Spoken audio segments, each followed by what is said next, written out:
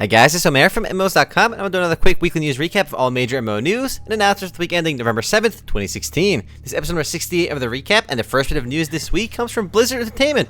In fact, the first few news stories comes from Blizzard, as BlizzCon just happened this last weekend. And before anyone gets too excited, no Diablo 4 announcement. Shucks. Blizzard did announce a new class for Diablo 3 though, the Necromancer, which is actually my favorite class in Diablo 2. The Necromancer class was playable at BlizzCon, but for all of us peasants that weren't there, we need to wait until it launches, quote-unquote, sometime in 2017. It'll be available through a character pack, so it will cost money. No word on how much money it'll cost just yet, though. In order to celebrate the 20th anniversary of the franchise, Blizzard is recreating Diablo 1 within Diablo 3 as part of the Darkening of Tristram patch, so players will be able to relive some Diablo 1 nostalgia. And moving right along, Sombra for Overwatch was just unveiled at BlizzCon as well. She was revealed in a really cool manner actually, as during a recap video for Overwatch's development history, the screen flickers and the stream gets, quote, hacked by Sombra, and we see her animated short. Sombra is the second new hero to be added to Overwatch after Ana, and will be released onto PTR in the next week or so. Also Overwatch related, there's going to be a new arcade game mode with fun new game modes, so expect small arena style matches and other fun stuff. And lastly, Blizzard unveiled the Overwatch League, an esports league for the game. It'll be run sort of like a professional sport where players will attend tryouts and teams will be formed around major cities. Blizzard is definitely taking Overwatch esports quite seriously, and it's going to be great for the game. Altai definitely called this. We talked a lot about esports in the podcast. We need to talk about teams being formed around cities, as well as esports becoming more like the NFL or NBA. So good job on calling that. Moving right along on the BlizzCon coverage, we have the Mean Streets of Gadgetzan, which was just announced at BlizzCon. It's the latest expansion to Hearthstone, and it's going to launch sometime soon. No official word on exactly when just yet. We do know it'll center around Gadgetzan and the 3 crime families in Gadgetzan. They actually released a really cool trailer for it. If you like Hearthstone at all, definitely check it out. It'll be adding 132 new Hearthstone cards to the game, as well as some new mechanics such as the Tri-Class cards, which are exactly what they sound like, a card that can be used by 3 classes. The next and last major announcement at BlizzCon was for Heroes of the Storm. They're adding a new brawl to the game. They'll be launching on November 15th, as well as 2 new playable characters. The first being Varian, who's actually going to be the first multi-class hero in the game that can build as a shield bearer or an assassin. They're also adding Ragnaros to the game. That's really the only vanilla news we got, that Ragnaros is coming to Heroes of the Storm. The new map and new heroes will be launching on the week of November 15th. Ragnaros, on the other hand, will be launching sometime in December. He's coming a little bit later. And moving right along, after we're done with the Blizzard news, we have Revelation Online, which launched the closed beta this last week. This is closed beta test 1 for the game, and it's a little bit choppy, mainly because it's not quite fully translated yet. It's a true closed beta in the sense that it's not finished at all. We've had a lot of games that launch the closed beta that feel more like finished products. Revelation Online is not one of them. The game does look beautiful though on max settings, and we did do a Sunday Funday video for it as well. So if you want to learn more about the specifics, go check that out. On other Revelation news, we do have the Assassin class launching on the Chinese version of the game sometime on December 16th. So by the time the game rolls around into a full release in the West, we'll get the Assassin probably shortly afterwards. Next up, some big news from Uncomma Games regarding Dofus. The game is finally making its way over to Steam. If you haven't heard of Dofus, it's actually one of the older MMORPGs out there, launched back in 2004. It's a unique tactics-esque MMORPG.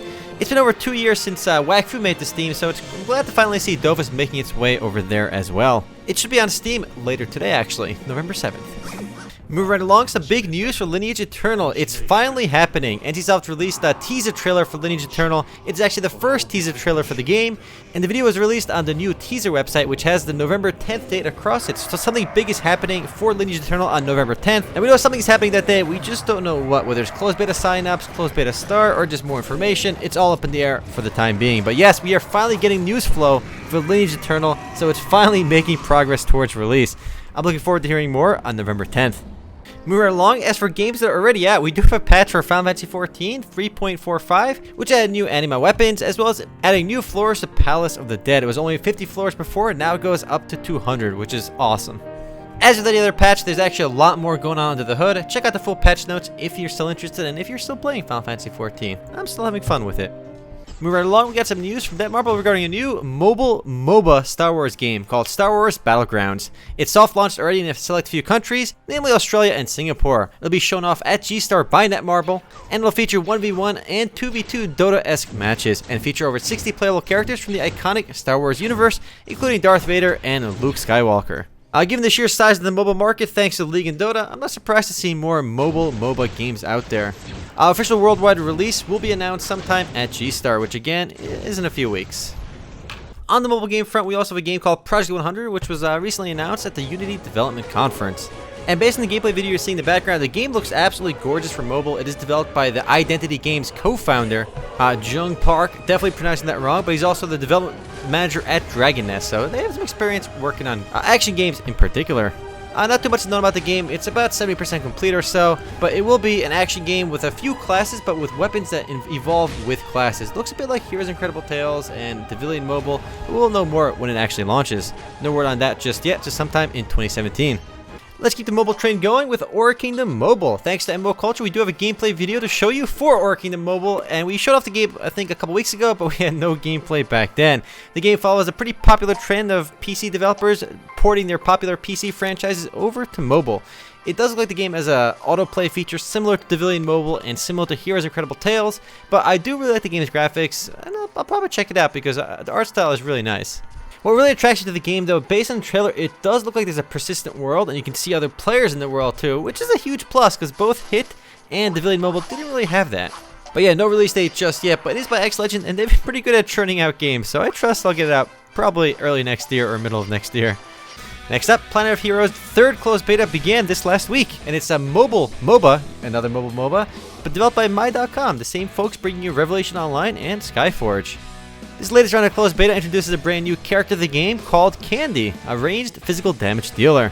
With Revelation Online and Planet of Heroes, MMOs.com is definitely making a big push into the West. I'm curious to see how this will do. Moving past mobile games, finally we have Hyper Universe, which is set to launch in open beta in South Korea on November 22nd. So yeah, it's coming out into open beta finally in Korea. However, of course, there is no Western release date for the game just yet. It is a unique title. It's a side-scrolling MOBA, something we really haven't seen too much of. So I'm looking forward to trying it if it ever does launch in the West.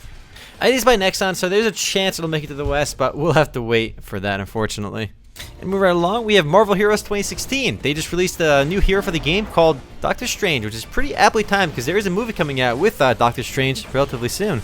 Doctor Strange is the 59th playable character in Marvel Heroes, which is incredible.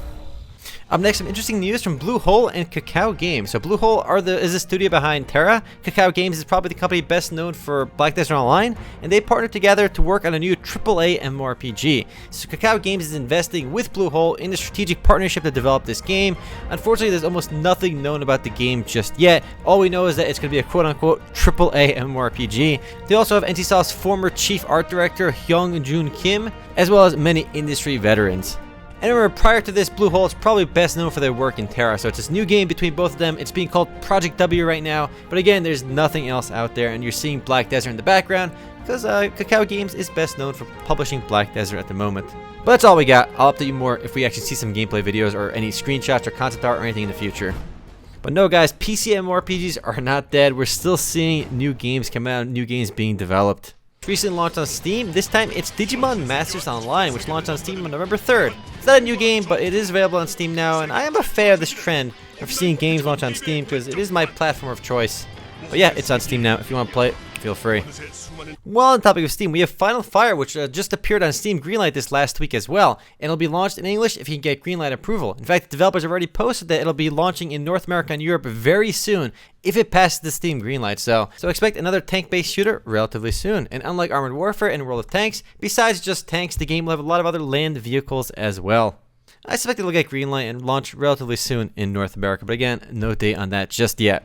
Next up, some interesting news from Nostalrius regarding Legacy WoW. We talked almost a week or two ago that threatened that if Blizzard didn't announce anything about Legacy servers at BlizzCon, they would do something about it, and that something is happening. Nostalrius is releasing their source code, and so at BlizzCon, Blizzard did not announce anything Legacy related, so they are following through with their threat and releasing the source code. At first, they're giving it to Elysium, a private vanilla WoW server at the moment, and they're going to use that source code on their server, on their emulator, and hopefully it's going to relaunch with a lot of bang, and we'll see where this controversy leads, because I'm sure Blizzard doesn't like that, but they're based in Russia where those rules of DMCA and American copyright laws don't necessarily apply, so it's much hard to sue them over there. But yeah, Nostalrius is coming back in one form.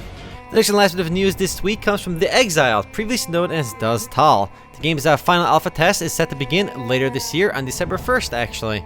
This new test for the game is set to test out the game's connected dying worlds idea. So there's 150 players in each world, and those players apparently work together towards keeping daily attacks at bay by donating resources to the defenses of the world. If they fail to do so, the world itself dies and the players have to migrate as refugees to a different world. It's a unique idea in an MMO, and we'll see how it works out when we get our hands on it.